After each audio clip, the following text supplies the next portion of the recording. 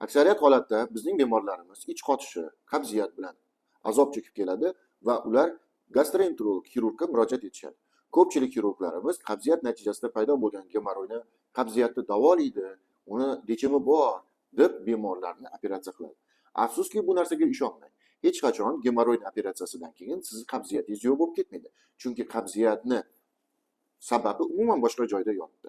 Qabziyatning sabablaridan bittasi o'g'on ichakning ma'lum bir qismining ishlamasligi, peristaltikasi yo'qligi natijasida, demak, bemorda qabziyat va dolixa sigma, dolixa kolon degan kasalliklar kelib chiqadi. Bu kasalliklar natijasida bemor doimiy axlat qilishga yoki tualetga borishga umuman chaqiruv bo'lmaydi, hech qanaqa pozitiv deydi bu narsani, pozitiv ham, refleks ham bo'lmaydi. Lekin bemorlar doimiy ich qotishi natijasida gemoroid kelib chiqishi mumkin. Gemoroidal tugullarning kattalashishi. O'zbek tilida gemoroidni biz bavosil deb nomlaymiz. Bavosil kasalligi kelib chiqqandan keyin siz xirurgga borasiz, xirurg esa bu operatsiyani sizga bavosiling bor, shuning natijasida iching qotyapti degan maqsadda ayrim xirurglarni biz eshitamiz bemorlarimizdan operatsiya qilishga taklif qilishadi.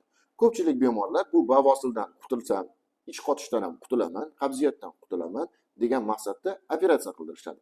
Afsuski bu hech qanaqa rezultat bermaydi. Sizda gemoroid ketadi, lekin doimiy ich qotishingiz sizda har doimgidek turadi.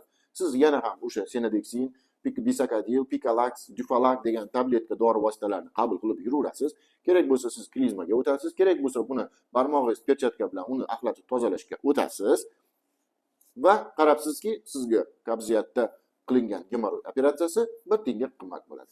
Demak, buning davosi hozirgi kunda, agarda yana bir bor aytaman, siz uzoq muddat tabletka dori vositalarini ichib yurgan bo'lsangiz va sizga dori vositalar o'sha ta'sir qilmay qo'ygan bo'lsa, siz haftasiga dori tabletkalar yordamida 2 martalab, 3 martalab zo'rg'atdan tualetga borayotgan bo'lsangiz, demak sizga biz yordam beramiz. Bu bir. Ikkinchisi, agarda siz o'sha ovqat yeyishdan qo'rqib qolgan bo'lsangiz, demak siz ovqat yeya olmaysiz. Chunki siz bilasizki, qancha ovqat yesangiz, ichakingizda turishi kerak. U qachon chiqazasiz? Chiqazish uchun muammo.